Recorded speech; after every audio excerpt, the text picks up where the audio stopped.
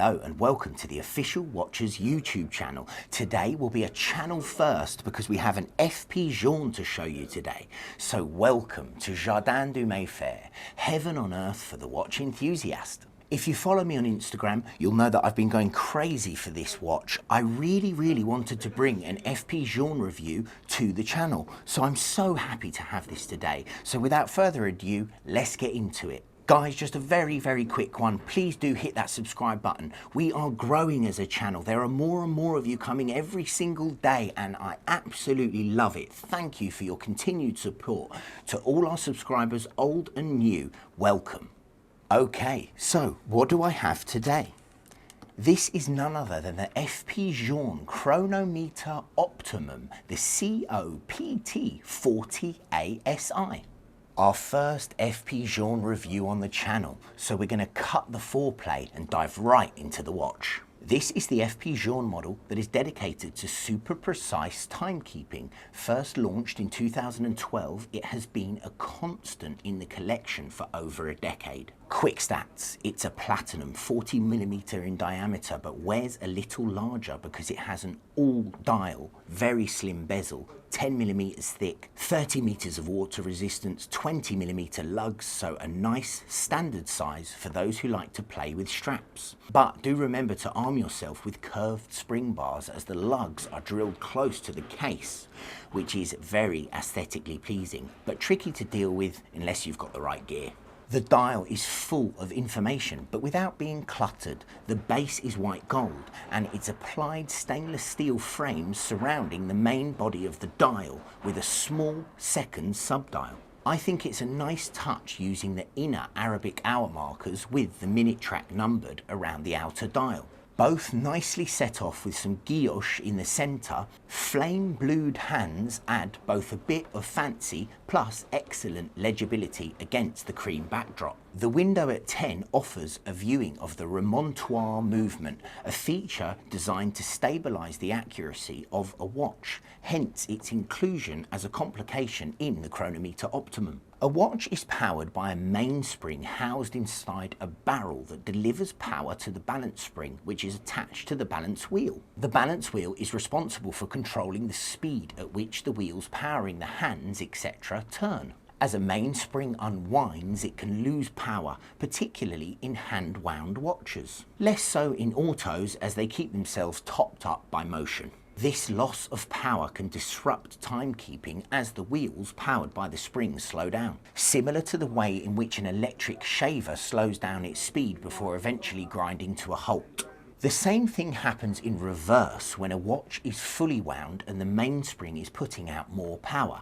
Things speed up. A remontoire, which is from the French word remonter, which means to wind, is a secondary spring added to the movement. This provides stable power to the balance mechanism. It regulates the power delivery between fully wound and unwound. Effectively, constant force applied to the balance and escapement courtesy of a remontoire equal stable timekeeping that isn't affected by a loss of torque, or as FP calls it, optimal chronometry. There's an indicator at the 7 area of the dial for you to keep an eye on the manual movement and wind when required. Note that all power reserve indicators on the FP Journe chronometers are in reverse. 0 indicates full power, which means 0 hours since last winding, and the reserve ticks down into the red zone. This movement actually delivers 70 hours of power reserve on a full wind, but FP have denoted optimal power on the reserve, which is much like a petrol gauge, doesn't count the dregs left in the engine. Okay, let's get this little puppy out. I love this watch so much, and the first thing I noticed when I got a hold of it earlier today is the weight. It is such a lovely weight. It really feels like something very expensive. Platinum was an absolutely excellent choice for this case, and I think the dial with the guilloche just drives me absolutely wild. They've tied this thing in so nicely, right down to the blue hands. The way it all comes in together, It's true perfection and artistry on the wrist. Now, it's rare that I say this about a watch, but I think the back might be up there with my favourite part. So if you flip the watch over to the back, above the Remontoire sits another seconds counter. This one shows what's called dead seconds.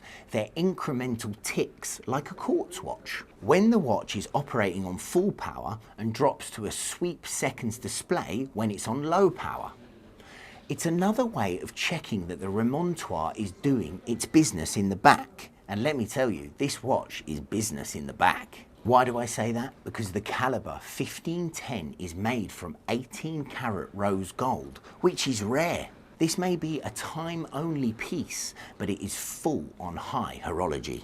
Now, getting on to the meat and potatoes, this watch is £148,000. Now, being in the very fortunate position that I am to be able to see so many watches around that kind of price range, I can say that this does so much for that money. I mean, of course, it's a really pretty penny, but if you put this up against something plain like a 5811G, I would go for this every day of the week. Guys, I hope you have enjoyed this FP Journe review. This is truly a special watch, and I do intend to bring more of these to the channel. Please do like, comment, share and subscribe, and I'll keep these videos coming fresh and hot every week.